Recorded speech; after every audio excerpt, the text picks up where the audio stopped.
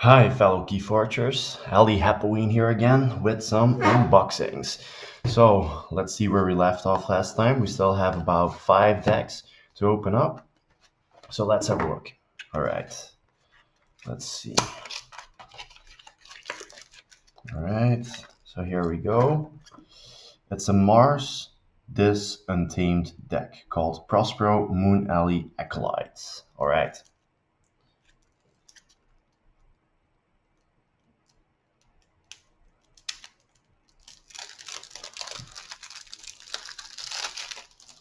Here we go. And let's have a look. Let's remove that. Okay, and then we start out with Untamed.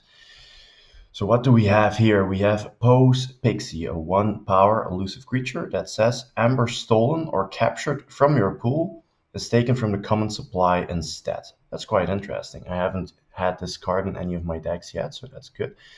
All right. And then we have Earthbind, gives you an Amber as an upgrade, and says this creature cannot be used unless its controller has discarded a card this turn. Ooh, okay, so that's an upgrade that you rather play on your opponent's creatures, right? That's cool. Another upgrade, Way of the Porcupine, and it gives you an Amber and gives the creature hazardous 3, so that's fine. Flaxia is quite nice. Gain 2 Amber if you control more creatures than your opponent. So we'll have to hope that we have some more untamed creatures in this deck. Okay, another upgrade. Okay, that's Camouflage. Gives you also an Amber and says creatures not on a flank cannot fight this creature. Also quite nice. Okay, so that's already 3 upgrades. Another creature, Tandadlin. So that's a 9-power creature that deals 2 Amber when fighting. And it says fight, discard a random card from your opponent's archives. So that could be useful against logos decks or whatever. Okay, so you also have a regrowth, return a creature from your discard pile to your hand. It's always a very powerful card. Okay, so that's an action. So here we have our creatures. Over here we have our upgrades. Here we have our action cards. So now we also have Persistence Hunting.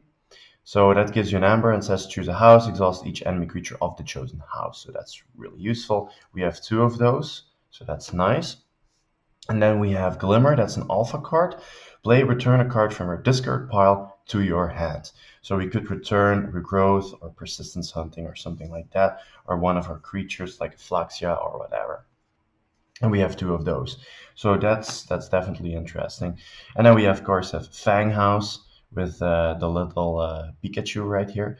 It has Assault 3 and Hazardous 3. So that means that before it attacks, it deals 3 damage to the attacked enemy. And before this creature is attacked, it also deals 3 damage to an enemy. So that's quite nice. Okay, I think I like that. I mean, we have Flaxia to get us some Amber. We can prevent stealing or capturing our Amber.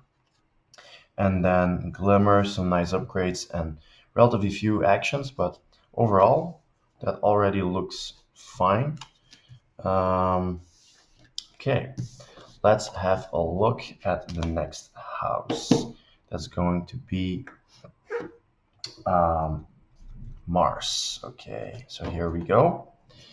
We start out with Martian Generosity. So we know that card by now, I guess. Gives you an Amber and also says lose all of your Amber, draw 2 cards for each lost Amber.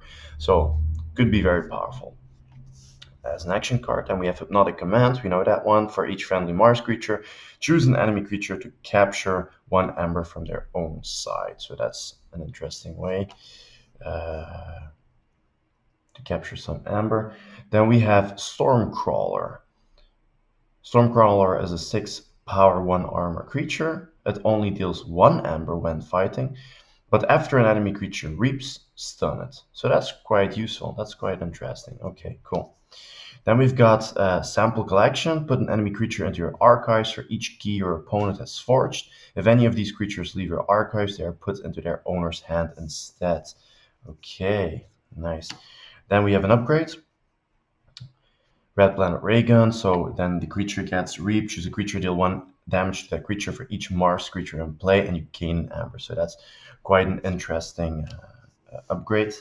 Destroy them all. Wow, look at that really funny art.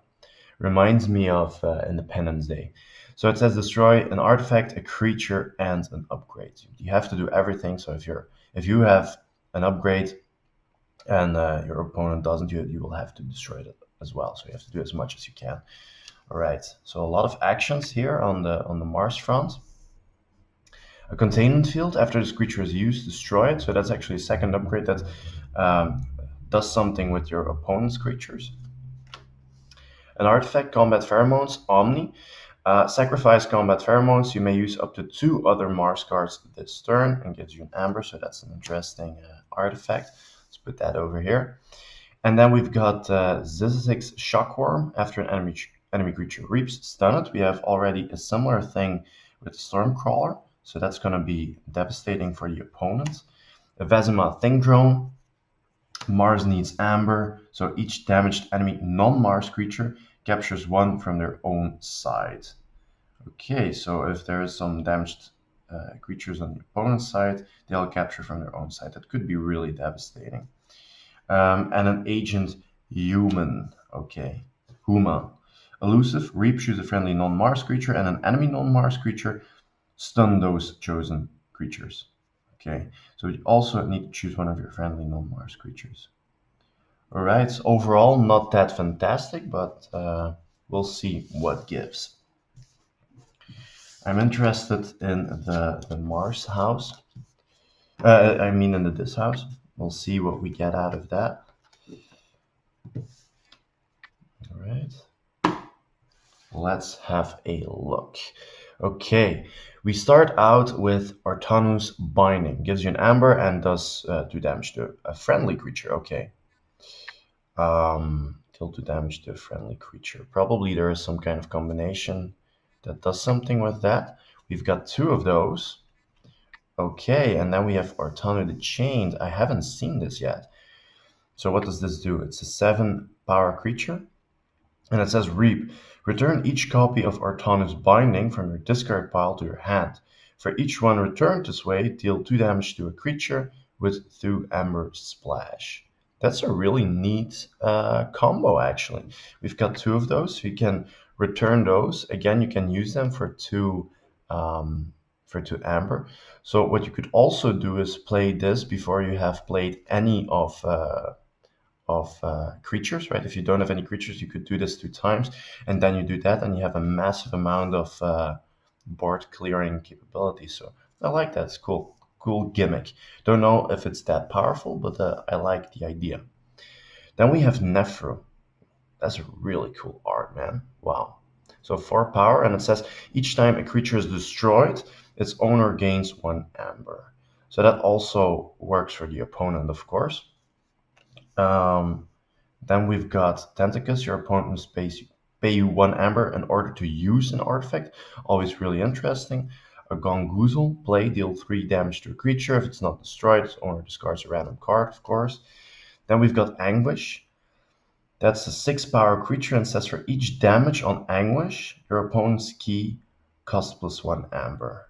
Okay, so you could combine that with Ortannu's Binding, right?